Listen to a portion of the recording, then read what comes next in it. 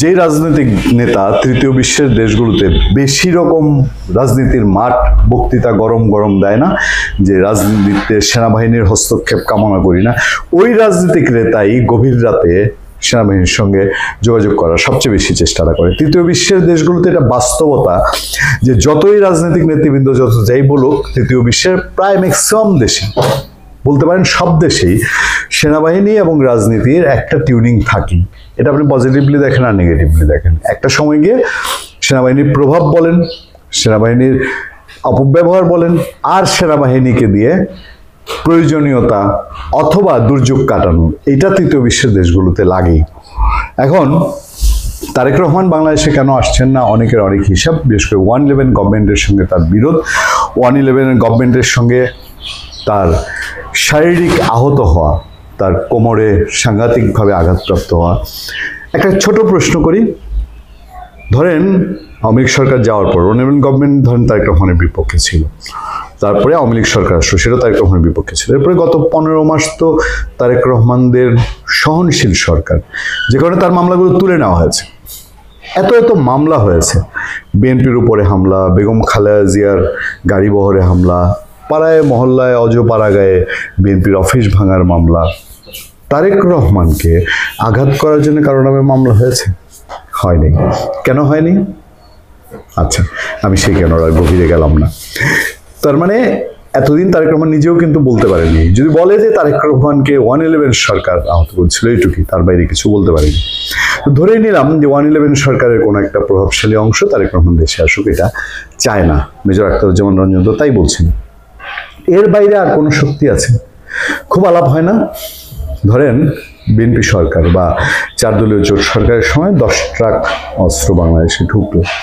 বহু পত্র পত্রিকায়, প্রথম আলো সহ ইন্টারন্যাশনাল বহু মিডিয়ায় খবর এসছে যে 4 দলীয় জোট সরকারের অনেকেই এটার সঙ্গে সম্পৃক্ত ছিলেন, তাদের সিগন্যাল ছিল বলে ইন্ডিয়ার উলফাকে সাপ্লাই দেওয়ার জন্য, ভারতের উলফাকে সাপ্লাই দেওয়ার জন্যে ওই অস্ত্রগুলো আনা হয়েছিল। এলাপ তো আছে। সেটা যদি হয়ে থাকে তাহলে ভারতের সেটা ভালোভাবে নেওয়ার কথা না, আর ভারত আজকে 15-20 বছর পরে সেটাই মনে রেখেছে কিনা, 1 নম্বর। 2 নম্বর হলো উলফার প্রতি এই সমর্থন, এই যে ধরেন আপনার এই 10 ট্রাক অস্ত্র শুধু আসা তাই নয়, উলফাকে আরও বাংলাদেশে আশ্রয় দেওয়া এবং ভারতের 7 সিস্টারকে ব্যতিব্যস্ত রাখা। সেটার জন্য বলা হয় যে উলফার জন্য খুব অনুকূল পরিবেশ ছিল তখন বাংলাদেশ। ভারতের দিক থেকে তো হিসাব দেওয়া হয় যে ভারতের শুধু 7 সিস্টার সামলানোর জন্য যে পরিমাণ টাকা ব্যয় করতে হয় আওয়ামী লীগবিহীন অন্য কোনো সরকার বাংলাদেশে থাকলে, সেই ক্ষেত্রে ভারতের দিক থেকে অসংখ্যবার সরকার আনুষ্ঠানিকভাবে না হলেও মিডিয়ার মাধ্যমে দায়ী করা হয়েছে বিএনপি চেয়ারপারসন বেগম খালেদা জিয়া এবং তারেক রহমানকে।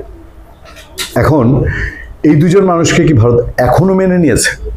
ভারতের সংবাদপত্র, ভারতের পত্রপত্রিকা কি বলে? এখনো কি তারা বাংলাদেশের রাষ্ট্রনায়ক বিএনপিতে বেগম জিয়া বা তারেক রহমানকে মেনে নেয়, নাকি সজীব ওয়াজেদ জয়ের আগে যে সিগন্যালটা দিয়েছেন যে বিএনপি এবং আওয়ামী লীগে শেখ পরিবার এবং জিয়া পরিবারের বাইরে একটা অংশকে 2টা বিদেশি শক্তি এস্টাবলিশ করতে চায়, সেটার মধ্যে কি ভারত একটা?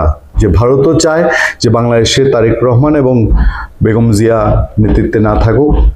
এই প্রশ্ন কি বেগম জিয়ার এবারের অসুস্থতা এবং তারেক রহমান না ফেরার মধ্যে দিয়ে আরো শক্তিশালী হচ্ছে না? আমরা এমন কোনো সোর্স ধরে আপনাদের দায়িত্ব নিয়ে বলছি না যে ভারত তারেক রহমান এবং খালেদা জিয়াকে চায় না, সেটা বলছি না, কিন্তু প্রশ্নগুলো রাজনৈতিক আলাপ আলোচনায় এবং আপনাদের মধ্যে উঠে কিনা। আচ্ছা, এইসব ডামাডোলের মধ্যে আমি একটা প্রশ্ন করি, ছোট্ট একটা প্রশ্ন আমার মনে জাগে, আপনাদের মনে জাগে কিনা, যে তারেক রহমান যে বলছেন যে এমন সংকটকালে মায়ের স্নেহ স্পর্শ পাবার তীব্র আকাঙ্ক্ষা যে কোনো সন্তানের মতো আমারও রয়েছে, কিন্তু অন্য আর সকলের মতো এটা বাস্তবায়নের ক্ষেত্রে আমার একক সিদ্ধান্ত গ্রহণের সুযোগ অবারিত ও একক নিয়ন্ত্রণাধীন নয়।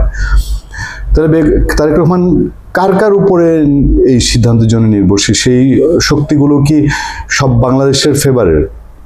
মানে আমরা যে আলোচনা এখন করছি, ধরেন ওনার কি ইন্ডিয়ার ক্লিয়ারেন্স লাগবে? তাহলে ইন্ডিয়া কি সবকিছুই বাংলাদেশের জনগণের ফেভারের সিদ্ধান্ত নেয়?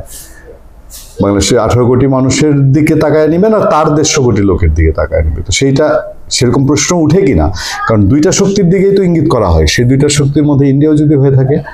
আচ্ছা, তারপরে দেখেন স্পর্শকাতর এই বিষয়টি বিস্তারিত বর্ণনার অবকাশ নেই। তিনি বলতেই পারবেন না যে এটা কি অ্যাডজেক্টিভ, কে তাকে বাধা দিচ্ছে আসার জন্য। রাজনৈতিক বাস্তবতার এই পরিস্থিতি প্রত্যাশিত পর্যায়ে উপনীত হওয়া মাত্রই প্রত্যাশিত পর্যায়ে উপনীত হওয়া মাত্রই এটার অনেক ব্যাখ্যা করা যায়, অনেক ব্যাখ্যা করা যায়। তাহলে কি আপোষ করতে হবে, স্যাক্রিফাইস করতে হবে, মেনে নিতে হবে শর্ত, অসংখ্য আকাশ সম শর্ত, জনগণ, দলের ইচ্ছা, দলের কর্মীদের ইচ্ছা, আগ্রহ, স্বপ্ন, সেগুলোর বাইরে মেনে নিতে হবে, এরকম কিছু। স্বদেশ প্রত্যাবর্তনে আমার সুদীর্ঘ উদ্বিগ্ন প্রতীক্ষার অবসান ঘটবে বলে আমাদের পরিবার আশাবাদী। আমি জানতে চাই যে ধরেন এই অবস্থার মধ্যে যে শক্তিগুলো তারেক রহমানকে আসতে দিতে চায় না, দিচ্ছে না, বা তিনি পারছেন না আসতে, বা তিনি এই সমাধান করতে পারেননি গত 15-16 মাসে, ম্যানেজ করতে পারেন নাই, তা উনি যদি চলে আসেন, ধরেন এই অবস্থার মধ্যে চলে আসেন, তাহলে কি ওনাকে মেরে ফেলবে? একদম বেসিক প্রশ্ন, কি করবে তাকে? মানে একজন নেতা কোন প্রেক্ষাপটে উনি একেবারে দেশে আসারই সিদ্ধান্ত নিতে পারছেন না? আমি মানে কি, আমার এই প্রশ্নটা আপনাদের মধ্যে যায় কিনা যে তারেক রহমান যদি ধরেন যার যার কথাই আপনি ধরেন এই বাধা দিচ্ছে, তার বাধার মুখে চলে আসলে কি তাকে শেষ করে দিবে? জানি শেষ করে দিবে। মানে এই প্রশ্নগুলো অসংখ্য, আমি বললাম না তারেক রহমানের 4 লাইনের ফেসবুক পোস্ট অসংখ্য প্রশ্নের তৈরি করেছে।